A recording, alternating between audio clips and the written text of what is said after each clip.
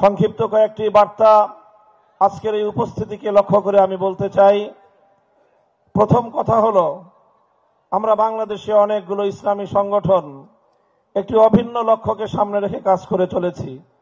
আমাদের লক্ষ্য এলায়ে কালিমাতুল্লাহ, আমাদের লক্ষ্য আল্লাহর জমিনে আল্লাহর খেলাফত প্রতিষ্ঠা করা। আমি সকল রাজনৈতিক দলগুলোকে এক একটি প্রতিষ্ঠান হিসেবে বিবেচনা করি। প্রতিটি প্রতিষ্ঠানের স্বকীয়তা থাকে, ভিন্ন ভিন্ন সৌন্দর্য থাকে। এই স্বকীয়তা এবং এই সৌন্দর্য ধরে রাখাই প্রতিটি প্রতিষ্ঠানের এক একটি বৈশিষ্ট্য।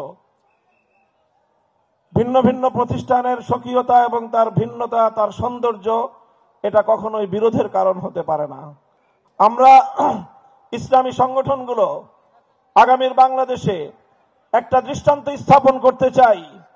আমাদের যে অভিন্ন লক্ষ্য আল্লাহর দ্বীনকে বিজয়ী করা, আল্লাহর জমিনে খেলাফত প্রতিষ্ঠার যে সংগ্রাম, এই সংগ্রামে আমরা ইস্পাত কঠিন একটি ঐক্য গড়ে তুলতে চাই। আমরা নেতৃবৃন্দ ইতিমধ্যেই আমাদের মধ্যকার অতীতের অনেক তিক্ততাকে আমরা পিছনে ফেলে বাংলার বর্তমানে বাস্তবতাকে সামনে রেখে, জাতির চাহিদাকে সামনে রেখে আমরা ঐক্যের ভিত তৈরি করেছি। আমি আজকের এই বিশাল সমাবেশকে লক্ষ্য করে জিজ্ঞাসা করতে চাই, জাতীয় নেতৃবৃন্দ যদি ইসলাম প্রতিষ্ঠার সংগ্রামকে সামনের দিকে অগ্রসর করবার জন্য ঐক্যবদ্ধ কোন কর্মসূচির ঘোষণা করে টেকনাফ থেকে তেতুলিয়া আপনারা সকল ভেদাভেদ ভুলে গিয়ে কাঁধে কাঁধ মিলিয়ে রাজপথে একসঙ্গে ভূমিকা পালন করার জন্য প্রস্তুত থাকবেন কিনা? আল্লাহ আপনাদেরকে তৌফিক দান করুন। সেই সঙ্গে আমি দ্বিতীয় যে বার্তা দিতে চাই, ইসলামের যে অনন্যতা এবং ইসলামের যে অন্যতম বৈশিষ্ট্য, সেটি হলো ধারাবাহিকভাবে পর্যায়ক্রমিকভাবে দ্বীনকে কায়েম করবার একটি অব্যাহত কর্মসূচিকে গ্রহণ করা। আল্লাহ রাসূল সাল্লাল্লাহু আলাইহি ওয়াসাল্লাম একদিন এই খেলাফত কায়েম করেননি। প্রথমে মদিনা সনদের মাধ্যমে মদিনার একটি সম্মিলিত রাষ্ট্র গঠন করেছেন।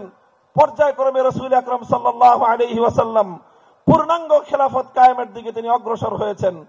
আজকের পৃথিবীর বাস্তবতায় বর্তমান বাংলাদেশে আমাদেরকেও সেই পর্যায়ক্রমিক ধাপগুলো অনুসরণ করতে হবে। সেজন্য সর্বপ্রথম আজকে বাংলাদেশের ইসলাম, মুসলিম জাতিসত্তা এবং বাংলাদেশের স্বাধীনতার প্রশ্নে আমাদেরকে সর্বপ্রথম আমাদের অভিন্ন শত্রু ভারতীয় আধিপত্যবাদকে রুখে দেওয়ার জন্য আমাদেরকে রাজনৈতিকভাবে ইস্পাত কঠিন একটা ঐক্য গড়ে তুলতে হবে। ভারতীয় আধিপত্যবাদ রুখে দেওয়ার জন্য আমাদের যে ঐক্য করতে হবে, সেখানে যেভাবে আমাদের ইসলামপন্থীদের বলিষ্ঠ ভূমিকা থাকতে হবে, ঠিক তেমনি ভাবে জাতীয়তাবাদী সহ দেশপ্রেমিক সকল শক্তিকে ঐক্যবদ্ধ করে এই আধিপত্যবাদকে আমাদেরকে রুখতে হবে।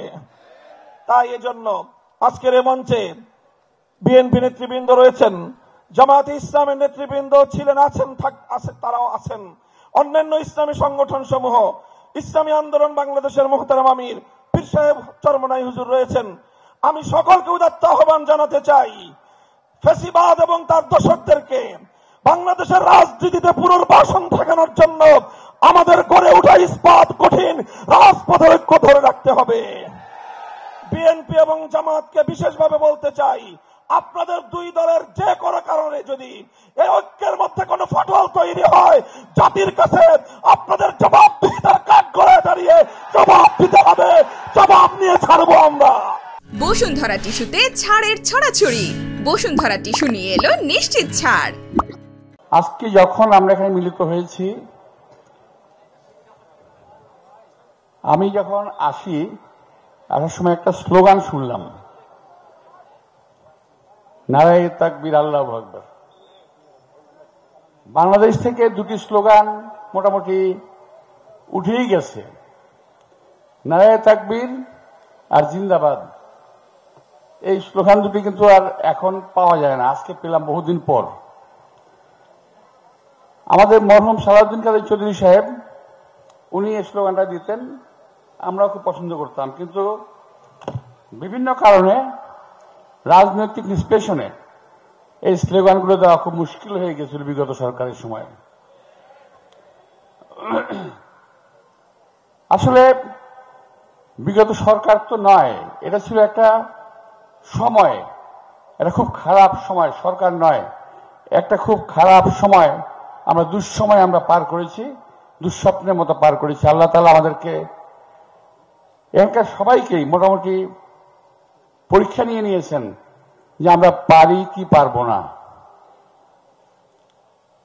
আমাদের সেই ছাত্র ঐক্যের অধিকার পরিষদের ছোট ভাই ও বলে গেছে যে যখন নাকি, না আরেকজন বলেছেন অবশ্য, যখন নাকি আন্দোলনটা মোটামুটি স্তীমিত হয়ে গেছিল তখন যাত্রাবাড়িতে এই আন্দোলন পুনর্জীবিত হয়। যাত্রাবাড়ি, উত্তরা এবং বেসরকারি যে কমিটিগুলো ছিল, কলেজগুলো, ইউনিভার্সিটিগুলো ছিল, সঙ্গে জনতা, ছাত্র জনতা মিলে ওই দুঃস্বপ্নের ওই তথাকথিত সরকারকে উৎখাত করতে পেরেছি। আমরা আল্লাহর কাছে অনেক শুকরগুজার করছি। নিশ্চিন্তে আজকে আমাদের এখানে যারা আছেন মঞ্চে, বিশেষ করে সামনে আছেন যারা, কেউ হলপ করে বলতে পারবেন না যে গত 16-17 বছর আপনাকে শান্তিতে বাড়িতে ঘুমোতে পেরেছেন।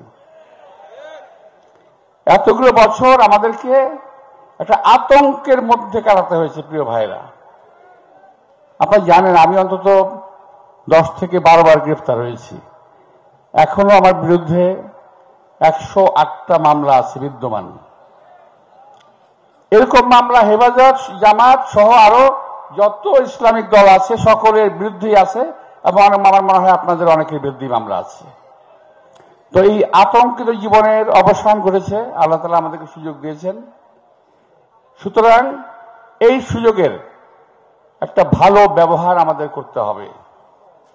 আমরা যাতে সারা জীবন এই স্লোগান, আমার তো মনে হয় এই 16-17 বছরে ইসলামপন্থী দলগুলো, যারা সচ্চা মুসলমান, এরা নারায়ে তাকবীর আল্লাহু আকবার স্লোগানটা দিতে একটু দ্বিধা হতো, কষ্ট হতো। কারণ কখন জানি এই আওয়ামী বাকশালী চক্র, এই দুঃস্বপ্নের যারা প্রণেতা ছিল, তারা আবার আমাদের উপরে চড়ে বসে। এবং হয়েছিল তাই অনেক। এই যুগের, এই 17 বছর এই যুগের যে অবসানটা, তার আগে তার সময় যত আলেম ওলামা, রাজনৈতিক দলের নেতৃবৃন্দ জেল খেটেছেন, তার নজির বোধহয় বাংলাদেশের ইতিহাসে নয়, শুধু পৃথিবীর ইতিহাসে নাই এমন কোন নজির যেটা আওয়ামী লীগ করেছিল। আজকে সুযোগ এসেছে ভাইরা। আমি অন্য প্রসঙ্গে যাই একটু। আমাদের দেশ থেকে স্বৈরাচার হাসিনা পাশের দেশে আশ্রয় নিয়েছে গিয়ে, যাকে বিশ্বের কোন দেশ আশ্রয় দিতে চায় নাই, তাকে আশ্রয় দিয়েছে ভারত।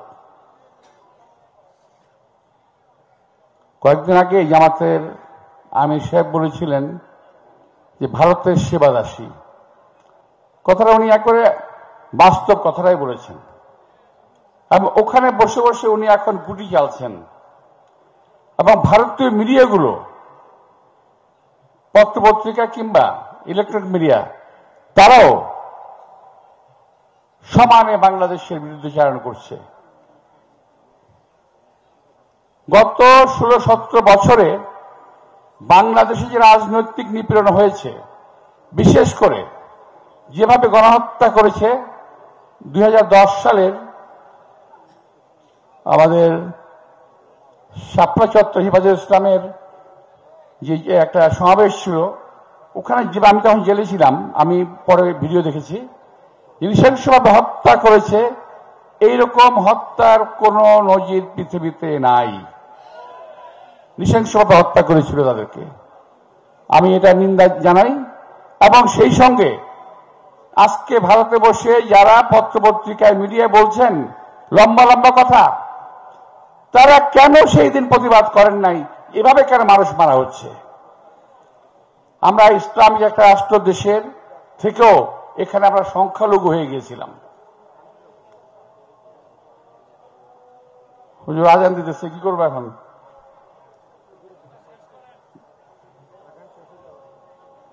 আচ্ছা, আমি শেষ করে দিই, আপনাদের একজন জবাব দেন না, তাহলে তো হবে বোধ হয় না? আচ্ছা, তো যাই হোক, এই দেশটাকে ভারত তার অঙ্গরাষ্ট্রে পরিণত করেছিল এবং ভারতবাসীও একইভাবে এটাই ভাবত। হাসিনা চলে গেছে, একটা সরকারের পতন হয়েছে, চলে গেছে, তোমাদের এত মাথা ব্যথা কেন? তোমাদের কেন এত মাথা ব্যথা আমি তো বুঝতে পারি না। একটা পর একটা গন্ডগোল করাচ্ছে বাংলাদেশে, একটা অস্বস্তিকর অবস্থা সৃষ্টি করছে। এখানে আজকে এখানে আগুন, সেখানে আগুন, গতকাল সচিবালয়ে আগুন। তো এই সমস্ত কিন্তু একদিনে এবং একজন করছে না, বিশেষ গোষ্ঠী এই কাজটা করছে এই সরকারকে, এই দেশকে একটা খারাপ অবস্থার দিকে নিয়ে যাওয়ার জন্য। প্রিয় ভাইরা, আমি শুধু ভারতের উদ্দেশ্যে একটি কথাই বলবো, পাশের বাড়িতে আগুন লাগলে কিন্তু নিজের বাড়িও সেফ না। বাংলাদেশে আগুন জ্বালাবেন, নিজেরা শান্তিতে থাকবেন, এটা কিন্তু সম্ভব না, এটা হয় না, ইতিহাস বলে না। সুতরাং একটু সাবধান, বুঝে শুনে চলেন। আর একটা জিনিস মাথায় রাখবেন, আমাদের এখানে দেখেন অনেক জামাত ইসলাম আছে, হেফাজত ইসলাম আছে, তারপর আরো ইসলামিক অনেক দল আছে, বিএনপি সহ অনেক রাজনৈতিক দল আছে। আমাদের মতের অনেক পার্থক্য আছে, অনেক দ্বন্দ্ব আছে মতের, কিন্তু একটা জায়গায় কিন্তু আমরা বাংলাদেশের সকল মুসলমানরা, বাংলাদেশের সকল নাগরিকবৃন্দ এক জায়গায় কিন্তু আমরা এক, দেশের স্বাধীনতা এবং সার্বভৌমত্বের লক্ষ্যে আমাদের কোনো আপোষ আমরা করব না। এই লক্ষ্যে কিন্তু আমাদের সকল দলগুলো কিন্তু এক। এরপর তো ধরেন খেলাফত মজলিস তার ধ্যান ধারণা প্রচার করবে, সেটা চেষ্টা করবে তামিল করার, জামাত সেটা করবে, বিএনপি আমাদের আমরা করব। কিন্তু যদি কেউ, আমার এক ভাই মামুন সাহেব কথা বলেছেন বোধহয়, যে বিএনপি দায়িত্ব রাখতে পারবে না, কথা তো ঠিক। বিএনপি একটি বড় দল, আমরা তো এই দেশের নেত্রী বেগম খালেদা জিয়ার নেতৃত্বে, তারেক রহমানের নেতৃত্বে কিন্তু আমরা নিজেরা ঐক্যবদ্ধ আছি এবং সবাইকে নিয়ে কাজ করার জন্য আমরা কিন্তু ওয়াদাবদ্ধ। আমাদের যে 31 দফা দাবি, যে দাবি আমরা প্রণয়ন করেছি, তার মধ্যে কিন্তু স্পষ্ট আছে যে ইলেকশন নির্বাচনের পরে ইনশাআল্লাহ আমরা সবাইকে নিয়ে একটা জাতীয় সরকার গঠন করব। সুতরাং জাতীয় বিভেদ যদি দূর করতে না পারি আমরা, তাহলে কিন্তু অবশ্যই পরাশক্তি, ভারতীয় শক্তি আগ্রাসনে কিন্তু আমরা পড়ে যেতে পারি। কিন্তু আমরা প্রমাণ পেয়েছি 5 তারিখে, প্রমাণ পেয়েছি 71 সালে যে জাতীয় চেতনার ঊর্ধ্বে কিছু নাই, জাতীয় ঐক্যের ঊর্ধ্বে কিছু নাই। মুক্তিযুদ্ধের সময় জাতি এক হয়ে গিয়েছিল, আর 5 তারিখে দেখলাম জাতি আরেকবার ঐক্যবদ্ধ হয়েছে। এটাতে আমি খুব আশান্বিত হয়েছি। আমি খুব আশান্বিত যে এই জাতিকে কেউ দাবিয়ে রাখতে পারবে না। বসুন্ধরা টিস্যুতে ছাড়ের ছড়াছড়ি। বসুন্ধরা টিস্যু নিয়ে এলো নিশ্চিত ছাড়। আওয়ামী লীগ কিন্তু আসলে মূলত ভারতেরই সরকার ছিল। তার সমস্ত কার্যক্রমগুলো এবং যত তাদের পরিচালনায় আমরা লক্ষ্য করেছি, ভারতের সুবিধাই তার থেকে প্রকাশ পেয়েছে। বাংলাদেশের কোনো কল্যাণ তার থেকে আমরা দেখি নাই। যাই হোক, আসলে বাংলাদেশের মধ্যে ইসলামী নীতি আদর্শ, এটাই যে আসলে বাস্তবতা, সেটা কিন্তু আওয়ামী লীগ, বিএনপি সহ অন্যান্য যারা রয়েছে তারাও কিন্তু অনুভব করে। কারণ আপনারা দেখেছেন যে আওয়ামী লীগ নির্বাচনের আগে আপনারা দেখেছেন, আমরা দেখেছি, পট্টি বেঁধেছে, এমনকি শরিয়া বিরোধী কোনো আইন পাশ করবে না এটা বলতে বাধ্য হয়েছে। বিএনপি কিন্তু ইসলামের মূল্যবোধের সরকার বলতে বাধ্য হয়েছে। আসলে ব্যাপারটা হলো এই যে বাংলাদেশে শতকরা প্রায় 92 জনের মতো মুসলমান বসবাস করে। এই দেশের মধ্যে রাষ্ট্রীয় পর্যায়ে নীতি আদর্শ বাস্তবায়ন থাকবে ইসলাম, এটাই হলো বাস্তবতা। আলহামদুলিল্লাহ, আল্লাহ শুকরিয়া আদায় করছি যে আগে পরের যে অবস্থানটা ছিল, বর্তমানে অবস্থানটা আলহামদুলিল্লাহ অনেকটা পরিবর্তন আপনারা দেখেছেন। কারণ আজকে খেলাফত মজলিসের এই মজলিসের মধ্যে ইসলামী আন্দোলন বাংলাদেশের দায়িত্বশীলরা এসেছে, অন্য অন্য ইসলামী দলের দায়িত্বশীলরা এসেছে, বিভিন্ন পর্যায়ের। আলহামদুলিল্লাহ আমরা কিন্তু মনের দিক থেকে অনেকটা ঐক্যের কাছাকাছি চলে গেছি এবং বাস্তবতাও কিন্তু তাই। আর বিশেষ করে আমি ধন্যবাদ জানাই খেলাফত মজলিসের আমাদের সম্মানিত আমির, মহাসচিব সহ তারা কিন্তু এই ঐক্যের ব্যাপারটা অত্যন্ত গুরুত্ব দিয়ে তারা কাজ করতেছিল। তা বাংলাদেশ খেলাফত মজলিস সহ তারাও কিন্তু গুরুত্ব সহকারে কাজ করছে। জমিয়ত উলামা ইসলাম সহ আমরা কিন্তু আলহামদুলিল্লাহ অনেকটাই পরামর্শ ভিত্তিক, অনেকটাই কিন্তু আমরা কাছাকাছি চলে এসেছি। আমরা দোয়া করি, দোয়া চাই আমরা যেন সবাই একত্রিত হয়ে ইসলামের পক্ষে আমরা যেন একটা আওয়াজ তুলতে পারি এবং আশা করি আল্লাহ আমাদের পারবো ইনশাল্লাহ। আর সাথে সাথে বিএনপি সহ অন্যান্য যারা রয়েছেন তাদেরকে বিশেষ করে আমি বলবো যে 53 বছরে আমাদের দেশ যে আদর্শ এবং যারা পরিচালনা করেছে সুন্দর একটা ধারা এ দেশের ভিতরে কিন্তু বাস্তবায়ন হয় নাই। আপনারা দেখেছেন যে ফ্যাসিস্ট প্রায় 15.5 বছর পর্যন্ত যেভাবে দেশ পরিচালনা করেছিল সেটা আমরা সবাই ভুক্তভোগী। কিন্তু এই যে অন্তর্বর্তীকালীন সরকার এরা কিন্তু আসলে অনেকটাই রাজনৈতিকভাবে আমি বলবো বিজ্ঞ নয়। তারা আমাদের এই ছাত্র জনতা এক কথায় হাজার হাজার শহীদ হয়েছে, পঙ্গু হয়েছে, চোখ হারিয়েছে, তাদেরই কিন্তু একটা ফসল অন্তর্বর্তীকালীন সরকার। আমি ডক্টর ইউনূস সাহেবের সাথে যখন আলোচনা হয়েছিল প্রথমে আমি বলেছিলাম যে আপনার মাথায় বিষয়টা রাখতে হবে যে দেশের ভিতরে 92% জনের মতো মুসলমান বসবাস করে, এই দেশের ভিতরে এদের প্রতিনিধির দায়িত্ব পালন করে সম্মানিত ওলামায়ে কেরাম। তা আপনাদের কার্যক্রম পদক্ষেপ কথার ব্যাপারে খুব সতর্কতা থাকতে হবে, কারণ আপনারা যে জনগণের সহযোগিতার মাধ্যমে যে আপনারা সরকার পরিচালনা করছেন, এত জনগণের সমর্থন নিয়ে বিগত যুগ যুগ ধরে কোন সরকার দেশ পরিচালনা করে নাই। কিন্তু তাদের কিছু কার্যক্রম প্রশ্নবিদ্ধ, যেমন ছাত্র বৈষম্য বিরোধী আন্দোলনে যারা নাকি রাস্তায় নেমেছিল এবং জনগণ তাদের সাথে একাত্মতা প্রকাশ করেছিল, সেখানে আপনার এই যে ফারুকী সহ কিছু উপদেষ্টা এদেরকে নেওয়ার ব্যাপারে জনগণের কিন্তু সম্পূর্ণ ভিন্নতা মত থাকার পরেও আপনারা কিন্তু বিতর্কিত উপদেষ্টা নিয়েছেন। এটা কিন্তু অত্যন্ত দুঃখজনক।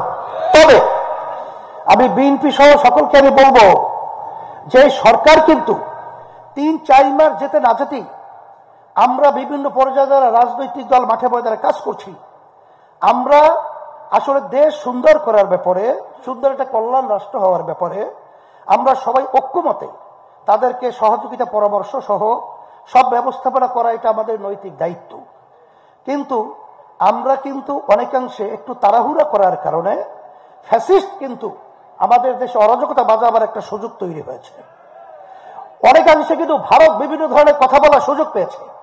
আমি বলবো আসেন আমরা সুন্দর একটা জাতীয় সরকারের মাধ্যমে আমরা দেশটাকে সুন্দর করার জন্য আমরা একত্রিত হয়ে আমরা কাজ করব। এর সুন্দর একটা পদ্ধতি হলো তাম দুনিয়া প্রায় 91টা দেশের মতো সেখানে কিন্তু পিয়ার সিস্টেম পদ্ধতি চালু রয়েছে। বিগত 53 বছরে এদেশে যে পদ্ধতিতে নির্বাচন হয়েছে, এই নির্বাচনের মাধ্যমে যখন এককভাবে ক্ষমতায় থাকে তখন কিন্তু ফ্যাসিস্ট তৈরি হয়, তখন কিন্তু খুনি তৈরি হয়, তখন কিন্তু জালেম তৈরি হয়, তখন দেশের টাকা কিন্তু বিদেশে পাচার করার পরিবেশ তৈরি করা হয়। এর পরিবর্তনের জন্যই যখন আমরা একটা জাতীয় সরকার প্রতিষ্ঠিত করব তখন কিন্তু এককভাবে ফ্যাসিস্ট এই চরিত্র তৈরি করার মতো সুযোগ থাকবে না।